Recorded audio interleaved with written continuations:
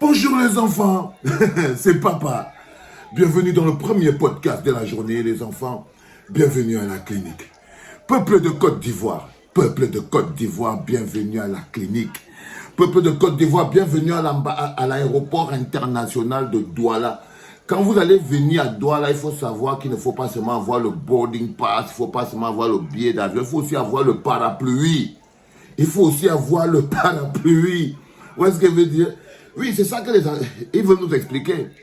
C'est-à-dire que les patrons de l'aéroport de Douala veulent expliquer à tous les voyageurs qui vont voyager pour venir au Cameroun, pour venir sur le continent, que si vous devez descendre à Douala, non seulement vous devez avoir les mégas parce qu'il n'y a pas le Wi-Fi à l'aéroport de Douala. Donc ça c'est un message que vous envoyez, que non seulement vous devez avoir les mégas parce qu'il n'y a pas le Wi-Fi à Douala, mais il faut aussi venir avec le parapluie.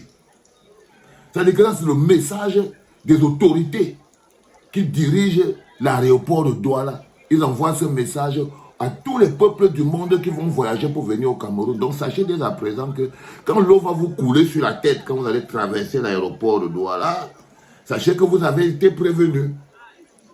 Non, pour être plus sérieux, comment vous trouvez la force pour parler des stades de Côte d'Ivoire, les gars? Comment vous trouvez la force? Où vous trouvez même cette force? Où trouvez-vous cette énergie?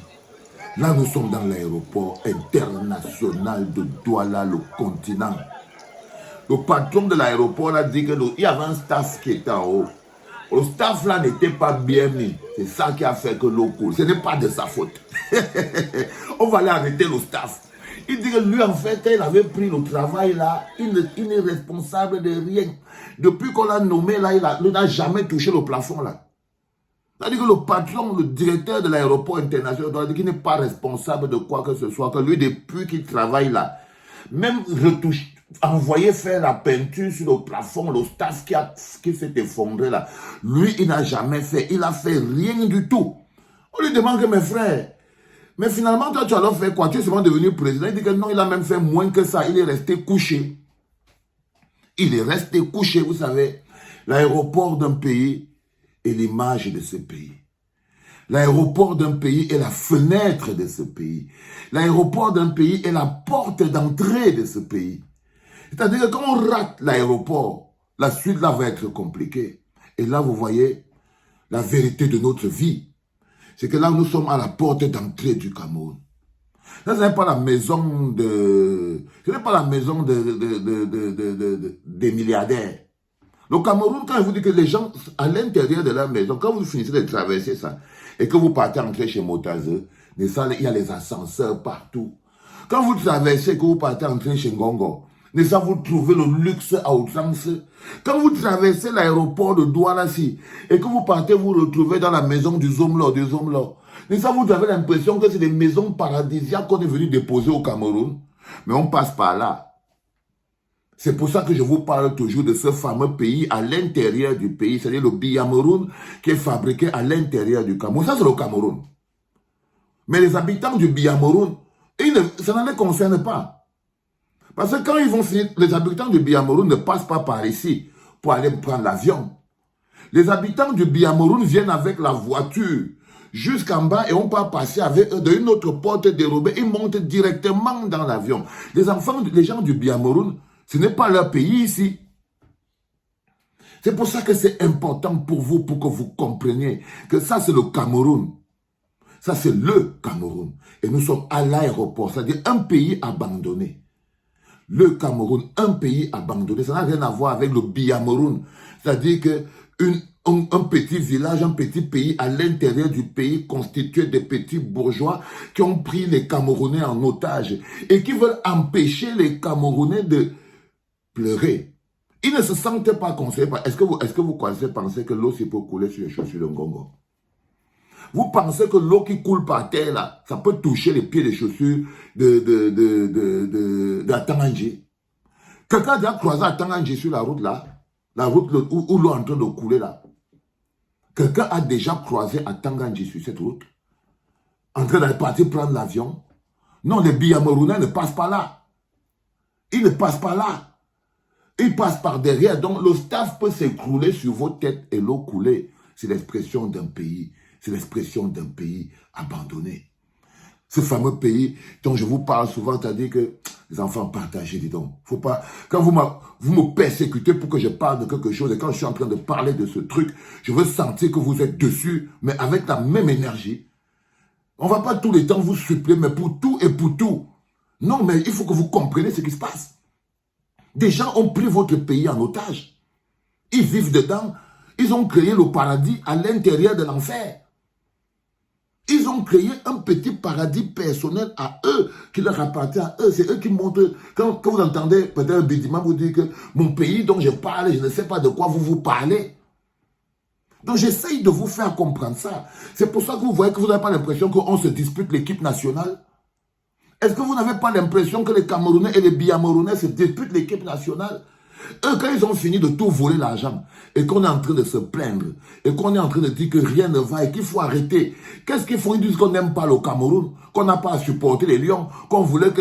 Quand ils sont en train de se servir des lions, et que nous on dit que non, il y a quelque chose qui ne marche pas, ils essayent de nous braquer. Là maintenant, vous voyez quoi? Vous entendez les gens, les Biamoronais dire « Ah non, ils n'étaient pas contents, même comme les lions ont gagné et tout. » Parce qu'ils essayent encore de vous braquer, même votre équipe nationale.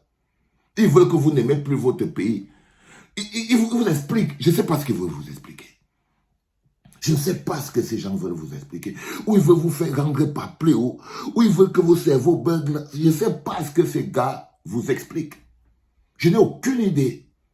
Mais il est important que vous compreniez que l'illustration de ça, ça c'est le pays global, ça c'est le Cameroun. Ok? C'est un endroit où la gouvernance a pour un seul objectif, permettre aux populations d'être au service de des petits privilégiés qui forment le Biamoron. C'est-à-dire que quand vous voyez un Camerounais qui s'énerve, il lutte tous les jours, c'est qu'il cherche son ticket pour devenir Biamoronais. Il veut voyager à l'intérieur du pays. C'est-à-dire que quand vous voyez tous les pauvres bougres qui viennent, par exemple, regardez tous les gars qui viennent m'insulter ici, ils attirent l'attention des Biamoronais. Ils veulent migrer au Biamoron. Et ils savent que la première chose qu'ils peuvent faire, c'est se déverser sur un mec comme moi. C'est de venir ici à la clinique et dire « Mbangaman, va travailler, va chômer, tu ne vaux rien, tu ne viendras plus jamais ici au pays, patati patata ». Et c'est les Biamoron. Ils essayent d'avoir le passeport, le visa pour entrer au Biamoron. Ils essayent d'avoir le passeport pour entrer au Biamoron. Là maintenant, par exemple, là on est au Cameroun, l'eau coule partout par terre. C'est les Camerounais là-bas, ils sont debout en train de souffrir. Mais les Biamoronais sont en train de passer par derrière, l'eau ne touche pas leurs pieds. L'eau ne touche pas leurs pieds. Et si tu dis à un, là, que tu dis maintenant que non, ce n'est pas normal, ça là, c'est l'expression même de l'abandon d'un pays. Parce que les Camerounais, vous devez vous énerver. Ça veut dire qu'au moins au niveau des partages, on devait savoir que vous ne pouvez pas être colonisé par les Biamoronais à l'intérieur de votre pays. C'est le deuxième néocolonialisme. C'est-à-dire que la deuxième étape du néocolonialisme, c'est-à-dire que les Biamoronais viennent coloniser les Camerounais à l'intérieur du Cameroun. Oui. Ça vous fait peur, mais non, je ne suis même pas sûr que vous comprenez. Vous savez, quand papa parle loin comme ça là, quand je décolle comme ça et que vous amène loin comme je vous amène là, est-ce que vous vous arrêtez même encore en route? Vous comprenez même quelque chose? Est-ce que vous voyez même toutes les métaphores? Est-ce que vous voyez même tout? Est-ce qu'il y a même un rapport? Vous sentez quelque chose? Est-ce que vous sentez quelque chose? Au moins, faites comme si, quand on dit quelque chose, ne faites pas comme si vous avez des pierres ouvertes, ça entre, ça sort ici. Hein? Faites comme si vous ressentez, que vous comprenez même un peu. Parce qu'on ne peut pas travailler si vous ne comprenez pas. On ne peut pas continuer de travailler si vous ne comprenez pas. Si vous ne comprenez pas. Ça veut dire qu'il y a des gens à l'intérieur de ce pays qui ne vivent pas cette réalité. Ok? Ça veut dire que ça c'est le Cameroun à l'abandon des Biamoronais. Vous voyez un gars comme Pomba, il a l'aéroport. Il a l'hélicoptère. Pourquoi vous ne croisez jamais un gars? Parce qu'un gars prend l'hélicoptère de chez lui, l'hélicoptère le dépose à l'aéroport. Les Biamoronais ne prennent pas la route cassée.